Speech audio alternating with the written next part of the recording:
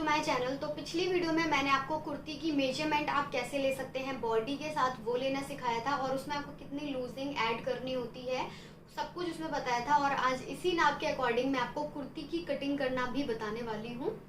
तो अगर आपने पहले वाली वीडियो नहीं देखी है कि हम नाप कैसे ले सकते हैं बॉडी से कुर्ती के लिए, तो आप उसको जा करके देख सकते हैं। यहाँ पे मैंने बिल्कुल अच्छे से नाप वगैरह लिख लिया है और उसमें कितनी लूजिंग ऐड करनी है उसका 1/4 करके भी हमने यहाँ पर अच्छे से निकाल लिया है। और कौन सा फॉर्मूला लगाना चाहिए वो भी मैंने आपको बिल्कुल इन डिटेल में उस वीडियो में सिखाया है।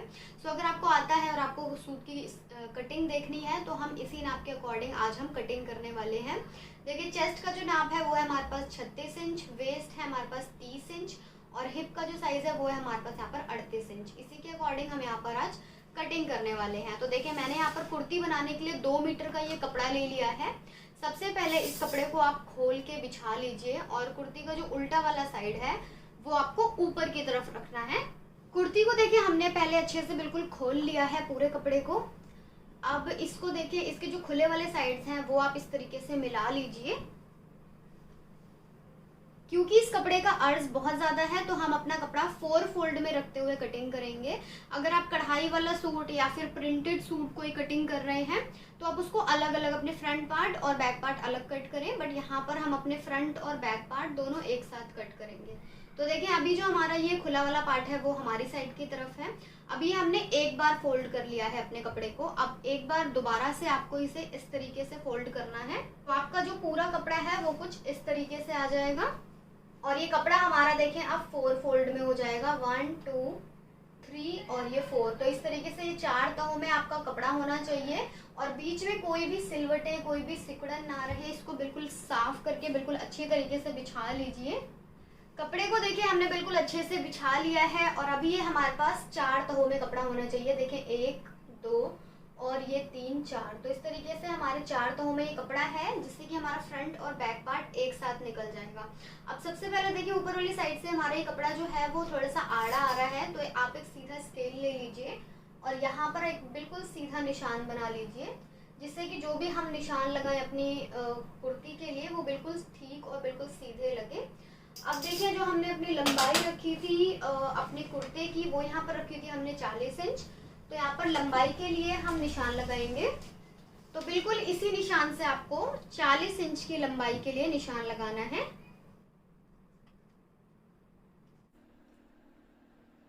दूसरी साइड की तरफ भी बिल्कुल 40 इंच का निशान लगाएंगे और इस निशान को भी हम सीधा कर लेंगे। 1.5 इंच का एक्स्ट्रा मार्जिन लेंगे क्योंकि यहाँ पर हम इसको तुरपाई वाला बना रहे हैं। तो इस तरीके से आपको एक्स्ट्रा मार्जिन का निशान भी साथ के साथ ही लगा लेना है। लंबाई का निशान लगाने के बाद अब हमें यहाँ पर तीरे का निशान लगाना है। तो तीरा हमारे पास आ रहा है यहाँ पर 6.5 इंच और आर्म होल लेंथ आपको अपने तीरे के हिसाब से रखना है। तो तीरा यहाँ पर देखिए हमारा आ रहा है 6.5 इंच, तो आधा इंच एक्स्ट्रा कर लेंगे 7 इंच, या फिर आप 6.5 इंच भी रखेंगे तो ठीक आ जाएगा। ये इस निशान को भी बिल्कुल सीधा कर लेंगे।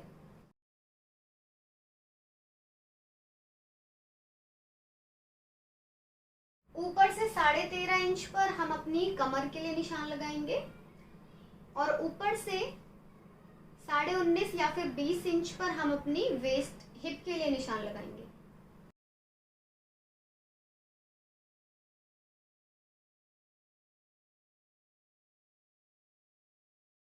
तो ये हो गए हमारी लंबाइयों के निशान। अब हमें गोलाइयों के निशान लगाने हैं।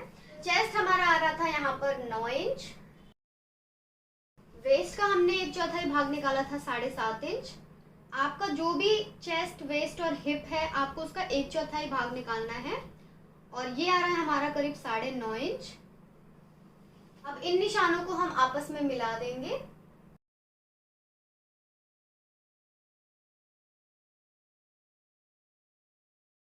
और नीचे बॉटम का निशान लगाएंगे हम 10 इंच पर, क्योंकि अगर आपकी हिप 9.5 है तो आप 9.5 इंच यानी कि स्ट्रेट भी बना सकते हैं, बट यहाँ पर हम आधा इंच एक्स्ट्रा रख रहे हैं 10 इंच। इस निशान को भी हम ऊपर वाले निशान से ऐसे करके मिला देंगे।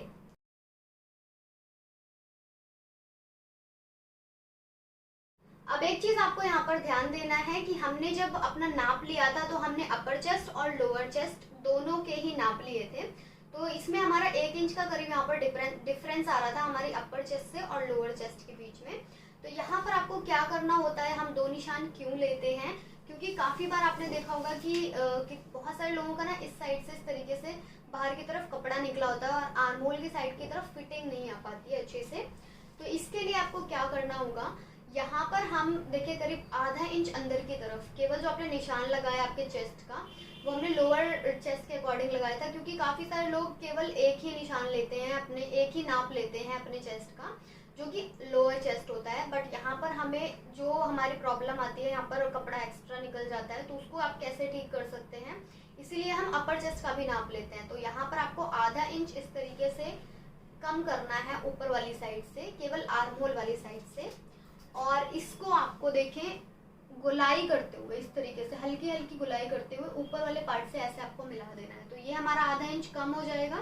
इससे जो आपका बाहर की साइड की तरफ कपड़ा निकलता है वो वाली प्रॉब्लम हट जाएगी, और आपका जो आर्म होल बड़ा होता है या फिर गिरता रहता है, साइड से निकलता रहता है, फिटिंग सही नहीं आती है, वो भी आपकी प्रॉब्लम यहाँ पर ठीक हो जाएगी। तो इस तरीके से आपको देखें अपने अपर चेस्ट के अकॉर्डिंग निशान लगाना है, और लोअर चेस्ट के लिए तो हमने ऑलरेडी यहाँ पर निशान लगाया ही हुआ है कि वो हमारा आ रहा था यहाँ पर 9 इंच। तो उसी के अकॉर्डिंग आपको यहाँ पर निशान लगाना होता है। अब यहाँ पर हमें एक्स्ट्रा मार्जिन का निशान लगाना है। तो एक्स्ट्रा मार्जिन हम यहाँ पर रखेंगे करीब 1.5 इंच का, इससे ज्यादा आपको मार्जिन नहीं लेना है। इन निशानों को भी आपस में मिला लेंगे।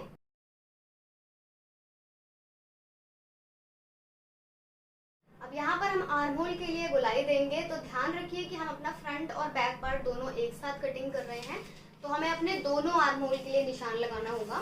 तो सबसे पहले हम अपने फ्रंट वाले आर्म होल के लिए निशान लगाएंगे, अंदर वाले पार्ट से ही गुलाई करेंगे इस तरीके से। जो आपका फ्रंट वाला आर्म होल होता है वो अंदर की साइड की तरफ हल्का सा आता है करीब आधे इंच का, देखिए इस तरीके से। और जो बैक वाला आर्म होल होता है वो आपका बाहर वाली साइड की तरफ से ही इस तरीके से आ जाता है।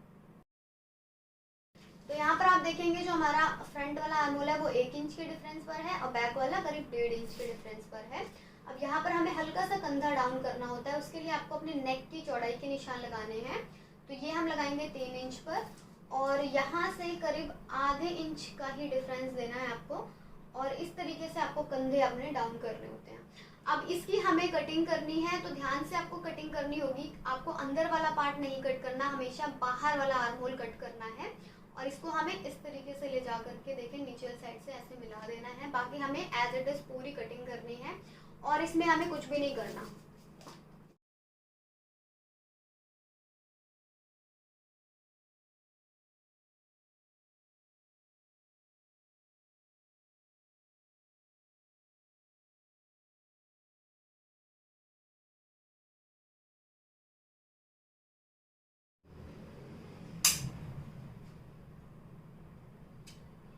इससे क्या होगा कि अगर आपके निशान मिट भी जाते हैं तो आपके फ्रंट और बैक वाले पार्ट का आपको पता रहेगा, और बिल्कुल मिला करके हमें इसे सिलाई लगानी होती है। तो ये कट्स लगाने बहुत ज़्यादा ज़रूरी होते हैं। अब अपने फ्रंट और बैक पार्ट को हम अलग कर लेंगे, और अपने आगे वाले पार्ट के आर्म होल की हमें गहराई देनी है।